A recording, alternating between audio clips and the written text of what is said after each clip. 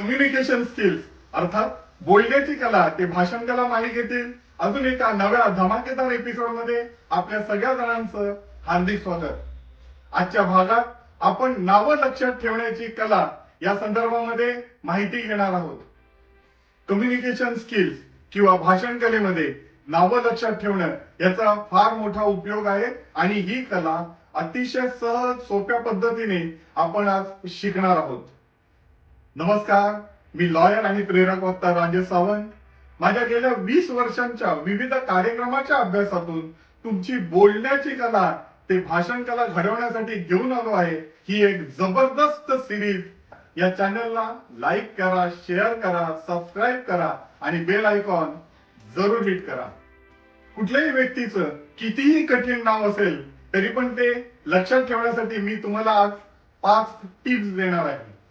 या टिप्सचा जर तुम्ही व्यवस्थितपणे वापर केला तर केवळ नावच काय तुमच्या लक्षात येईल की तुमची जी मेमरी पॉवर आहे ज्याला आपण स्मरणशक्ती म्हणतात त्याच्यात एक प्रचंड वाढ झालेली असणार आहे.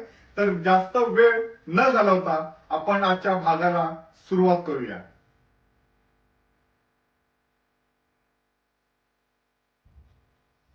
आपली मेमरी पॉवर ज्याला स्मरणशक्ती म्हणतात ती जर व्यवस्थित ठेवायची असेल तर सगळ्यात पहिली गोष्ट तुम्हाला करायला लागेल ती म्हणजे एकाग्रता. बघा, एखादी व्यक्ती ज्या वेळेला त्याचं नाव तुम्हाला सांगत असेल त्यावेळेला तुम्ही तुमची सगळी कामं बाजूला ठेवून त्याच्याकडेच लक्ष द्यायचंय. समजा तुम्ही मोबाईल मध्ये असाल किंवा इकडे तिकडे बघत असाल तर त्यांनी त्याचं नाव सांगितलेलं तुम्हाला लक्षात राहणार नाही. कुठलीही गोष्ट जर तुम्हाला लक्षात ठेवायची असेल तर एकाग्रतेला पर्याय नाही. ज्या वेळेला एखादी व्यक्ती तुम्हाला त्याचं नाव सांगत असेल त्यावेळेला तुम्हाला लक्षपूर्वक त्याचं नाव ऐकायचं आहे. माझी दुसरी टीप आहे ती म्हणजे कंटिन्युटी, सातत्य. एखादी गोष्ट ज्या वेळेला आपण सतत सतत सतत ऐकतो ना त्यावेळेला ती गोष्ट आपोआप आपल्या लक्षात राहते.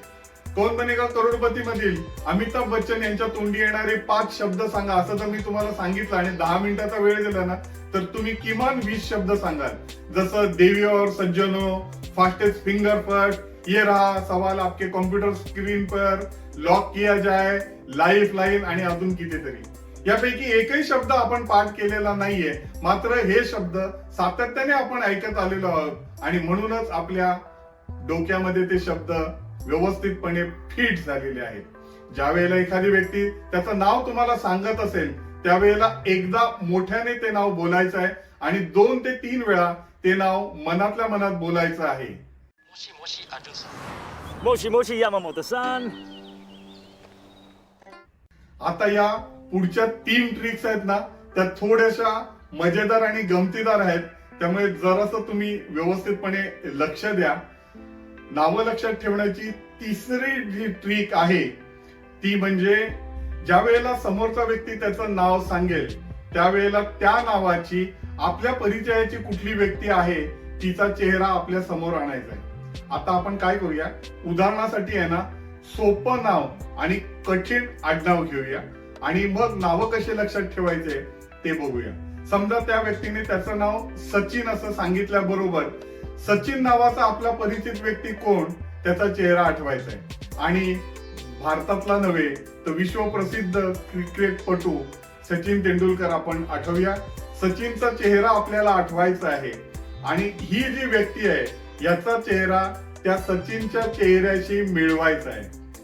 होऊ शकतं की हा सचिन तेंडुलकर गोरा आहे, हा समोरचा सचिन सावळा असू शकेल, या सचिनचे केस कुरळे आहेत, हा टक्कल असू शकेल, काही असेल. जेवढं विचित्र असेल, जेवढं अपोजिट त्याचं व्यक्तिमत्व असेल तेवढं ही गोष्ट आपल्या व्यवस्थितपणे लक्षात राहणार आहे.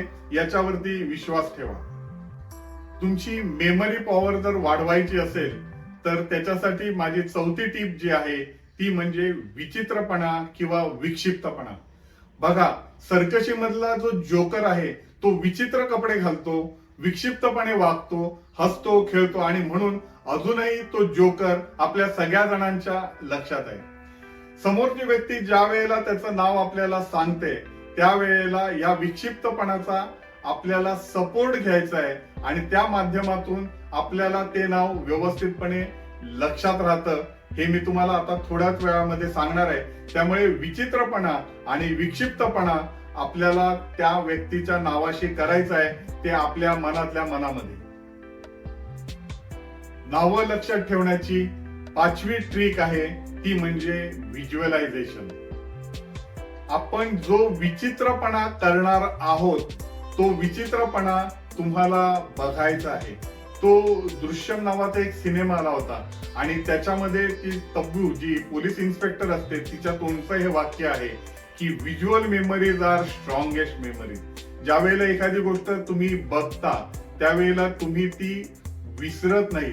एखादी गोष्ट ज्या वेळेला तुम्ही ऐकता त्यावेळेला होऊ शकतं की त्याचा परिणाम फार थोडा वेळ असतात, पण ज्यावेळी जी गोष्ट आपण बघतो ती सहजासहजी विसरली जात नाही.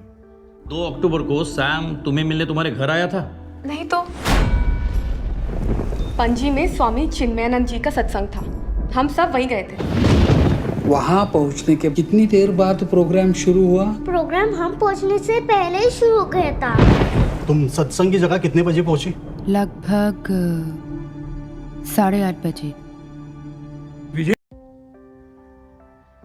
आता ह्या 5 गोष्टी आपण बघितल्यात, तर ह्या 5 गोष्टी व्यवहारामध्ये कशा आणायच्या हे आपण उदाहरणासहित बघून घेऊया. त्या व्यक्तीचं नाव सचिन मुद्दे बिहाळकर असं जर असेल तर आपण हे नाव कसं लक्षात ठेवायचंय, तर मगाशी सांगितल्याप्रमाणे आपण त्याचं नाव एकाग्रतेने ऐकायचंय. तो ज्या वेळेला बोलेल सचिन मुद्दे बिहाळकर त्यावेळेला एकदा मोठ्याने आणि 2-3 वेळा आपल्याला मनातल्या मनामध्ये रिपिटेशन करायचंय. दुसरी ट्रिक म्हणजे त्या व्यक्तीचं आपल्याला माहिती असणाऱ्या व्यक्तीच्या बरोबर नाव जोडायचं आहे. म्हणजे सचिन नावाचा जो आपण खेळाडू बघितलाय त्याच्या चेहऱ्याची या व्यक्तीच्या चेहऱ्याशी सांगड घालायची आहे आणि सांगड घालताना आपल्याला थोडासा विक्षिप्तपणा करायचा आहे, कारण विचित्रपणा आणि विक्षिप्तपणा याचा नावं लक्षात ठेवण्याचे खूप जवळचा संबंध आहे. हा सचिन तेंडुलकर 3 फुटाची बॅट घेऊन येतो, तर आपण बघायचं की हा सचिन 10 फुटाची बॅट जी त्याला झेपतही नाहीये ती घेऊन तो आलेला आहे. पॅड हातामध्ये बांधलेले आहेत, हेल्मेट कमरेला बांधलेलं आहे आणि प्रचंड मोठा अशा आकारामध्ये बघायचं आहे. मोठमोठी चित्र बघायची आहेत. व्हिज्युअलायझेशनचा इथे आपल्याला वापर करायचा आहे. आणि ह्या सचिनला जर तुम्ही बघितलं एवढा मोठा विचित्र पद्धतीने आलाय तर तो सचिन नाव तुम्ही विसरूच शकणार नाही. दुसरं त्याचं कठीण आडनाव आहे तो मुद्दे बिहाळकर म्हणून. आता हा सचिन प्रत्येक गोलंदाजाला गुद्दे मारायचा, तर हा आपला जो सचिन आहे हा प्रत्येक समोरच्या माणसाला मुद्दे मारत असतो. त्याच्या मुद्द्यांनी त्याला घायाळ करून त्या बिळामध्ये टाकत असतो आणि कर म्हणजे हात, हाताने तो ढकलत असतो. असं चित्र बघा आणि त्याच वेळेला मुद्दे बिहाळकर हे नाव तुमच्या लक्षात राहील. सचिन मुद्दे बिहाळकर हे नाव अतिशय सहजपणे तुमच्या लक्षात राहील. तुम्हाला सुरुवातीला हे कठीण वाटत असेल, पण मित्रांनो याच्यावरती विश्वास ठेवा. ही गोष्ट आपला मेंदू एवढ्या वेगाने करते ना की तुम्हाला नंतर ते कळणार सुद्धा नाही. ही प्रक्रिया आपोआप आपल्या मेंदूमध्ये सुरू राहते आणि त्याही पलीकडे तुम्ही गेलात ना तर ही प्रक्रिया तुम्हाला करायचीच गरज नाही. तुमचा मेंदू एवढा शार्प होईल की समोरच्या माणसाने त्याचं नाव सांगितलं आणि तुम्ही ते एकाग्रतेने ऐकलं की ते नाव तुमच्या मेंदूमध्ये फिट होऊन राहील. सर ऐसे कोई वर्ड्स है नहीं सर, ये तो मेरे दोस्तों के नाम है, फरहान और राजू.